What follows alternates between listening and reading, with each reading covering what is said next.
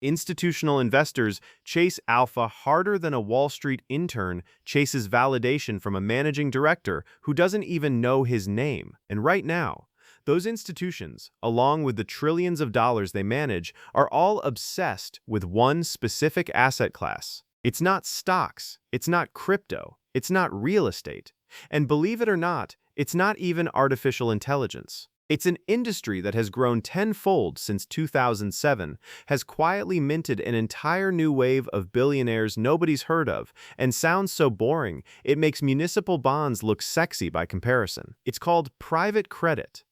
That's right. The single most boring-sounding corner of finance has quietly ballooned into a $2.5 trillion juggernaut. For context, that's larger than the entire GDP of Canada. Which, to be fair, doesn't count for that much, but still, that's a big number. And here's the part that should actually grab your attention. Private credit has delivered returns nearly identical to the stock market over the last 20 years, with a fraction of the volatility. Stock market gains without the stock market mood swings. So if it's this good, why has almost nobody outside Wall Street ever heard of it? That exact question is why I spent 2 months investigating this secret industry that's quietly taking over Wall Street. Chapter 1.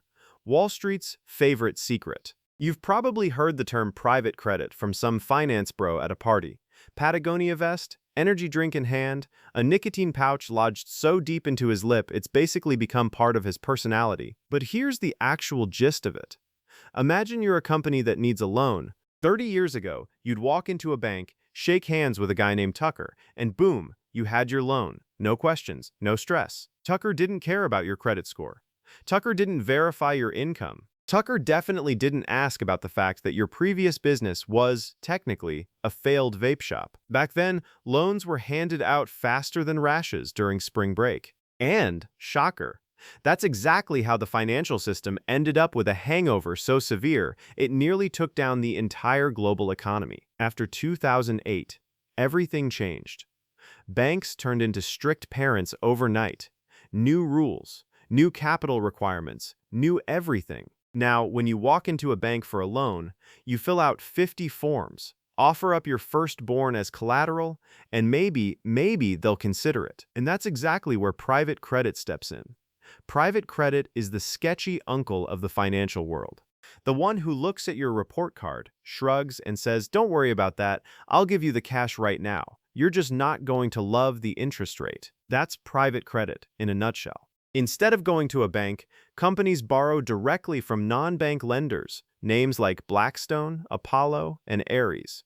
These firms cut direct loans, charge significantly higher interest rates, and generate strong returns doing it. It's basically Venmo, except your buddy isn't sending you 20 bucks for pizza. He's wiring $200 million to a mid-market oil refinery so it doesn't go bankrupt next quarter. So why is this working so well?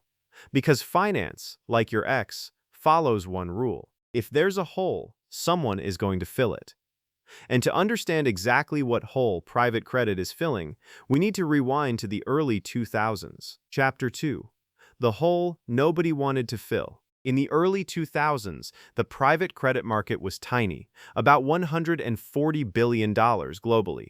The awkward, ignored younger sibling of private equity. Then came 2008. For years leading up to it, banks had been handing out loans like candy on Halloween. It started with the infamous ninja loans, loans given to people with no income, no job, and no assets. Yes, that was a real official category. Then banks took those steaming piles of debt, bundled them together, and called them collateralized debt obligations, or CDOs, and sold them off as legitimate, rated investment products. And if that wasn't reckless enough, someone invented the CDO², which was essentially just a ticking time bomb wrapped inside a different ticking time bomb, with a bow on top and an investment-grade rating stapled to it. And, shocker again, it all came crashing down. The banks had blown up the global economy by handing money to anyone with a pulse and a pen. So regulators stepped in and said, essentially, it's time we all start acting like responsible adults. They rolled out an entirely new rulebook. Banks had to hold significantly more capital in reserve, cut leverage, tighten lending standards across the board. And here's the consequence almost nobody saw coming at the time. Lending to small and medium-sized companies, the riskier, less glamorous borrowers, suddenly wasn't worth the regulatory headache for traditional banks anymore. By 2010, traditional bank lending to these middle-market companies had effectively collapsed. But here's the problem. These companies still needed money to operate, to grow, to make payroll, to survive. And now they were stuck in an awkward spot. Too big for a local community bank, but too small to issue bonds on Wall Street. That's exactly where private credit funds stepped in and said, "Don't worry. The banks may have ghosted you, but we've got you. Forget the collateral. Just sign here, pay us 10%, and we'll tack on a few fees." And companies lined up faster than people at a Lululemon sale. In 2010, private credit assets under management sat around $300 billion. By 2020, that number had crossed $1 trillion. And by today, it's sitting north of $2.5 trillion. Since 2007, private credit hasn't just grown, it's exploded more than tenfold, from a forgotten corner of finance into Wall Street's favorite money machine.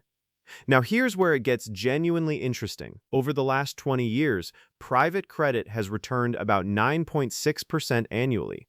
The stock market, over that same period, returned about 10.2% annually. So, private credit actually underperformed stocks, slightly, consistently. So why are some of the most sophisticated investors on the planet absolutely drooling over this asset class? The answer comes down to two words. Two words that make finance majors whisper, "This is it, boys," in a lecture hall. Two words that make the girl two desks over reconsider whether you're actually a nerd. Stable returns. Chapter 3. The Goldilocks Asset. Yes, private credit trails the stock market by about 60 basis points per year. That's basically nothing.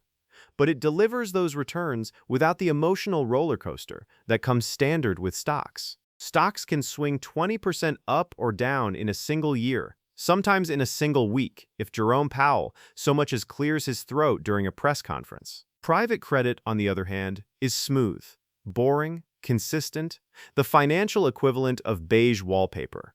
And after more than a decade of garbage interest rates, where bonds paid you almost nothing for the privilege of lending your money to a government, private credit became the Goldilocks asset. Too risky for traditional banks who'd been scared straight by regulators. Too boring for hedge funds chasing huge, headline-grabbing swings, and just right for anyone responsible for managing $30 trillion of other people's retirement money. It gives pension funds, endowments, and insurance companies somewhere to park enormous amounts of capital, with equity-like returns and bond-like volatility. On paper, it looks like the perfect middle ground solution, the financial product equivalent of a sensible sedan that also happens to win every race.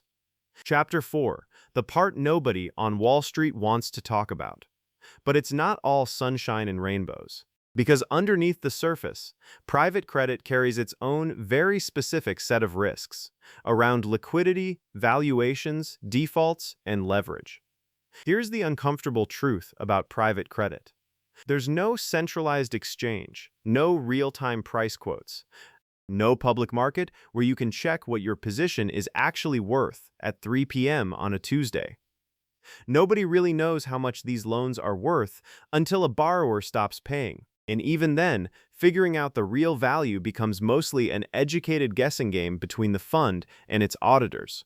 Compare that to the stock market, where you can check the exact price of your Apple shares to the penny every second the market is open. With private credit, the fund essentially tells you what your investment is worth. And for the most part, you just have to trust them. But that's the magic of Wall Street. Investors will happily look past any growing cracks beneath the surface as long as the 8 to 10% annual checks keep arriving on schedule. Because the entire private credit industry, every fund, every billion-dollar allocation, every pension fund's exposure runs on exactly one underlying assumption: borrowers will keep paying. And to be fair, for the past decade, in a relatively benign economic environment with historically low default rates, they have. The real test hasn't happened yet. So is private credit really Wall Street's hottest new innovation, a genuinely better way to allocate capital to the businesses that keep the economy running? Or is it just the latest bubble, wearing a slightly different colored, much more boring suit? The honest answer is nobody actually knows. Only time and a real economic downturn will tell. But for right now, Wall Street is getting richer, the checks keep clearing, and as long as that's true, nobody is asking too many uncomfortable questions. The story keeps going. The money keeps flowing, and everyone gets to keep pretending the music will never stop. Here's what I want you to actually do with this. If your pension fund, your 401k, or your company's retirement plan has any allocation to private credit or alternative income, and a growing number quietly do now, go find out what percentage that actually is.